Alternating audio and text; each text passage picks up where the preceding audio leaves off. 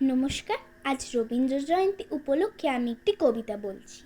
কবিতাটির নাম নৌকাযাত্রা, কবি রবীন্দ্রনাথ ঠাকুর।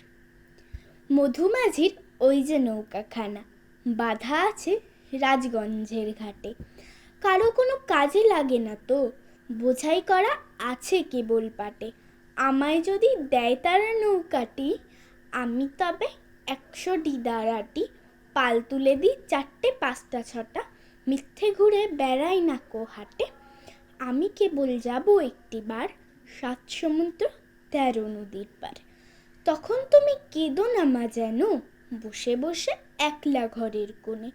আমি তো মা যাচ্ছি না কো চলে, রামের মতো 14 বছর বনে। আমি যাব রাজপুত্তুর হয়ে, নৌকা ভরা সোনা মানিক বয়ে। আশুকে আর শ্যামকে নেব সাথে, আমরা কেবল যাব মা 3 জনে।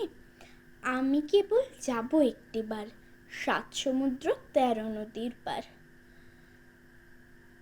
ভোরের বেলা দেব নৌকা ছেড়ে, দেখতে দেখতে কোথায় যাব ভেসে।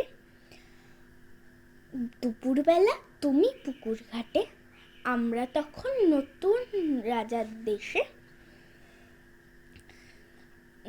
ফিরে আসতে সন্ধ্যা হয়ে যাবে, গল্প বলবো তোমার কোলে এসে। আমি কেবল যাব একটিবার 7 সমুদ্র 13 নদীর পার। নমস্কার।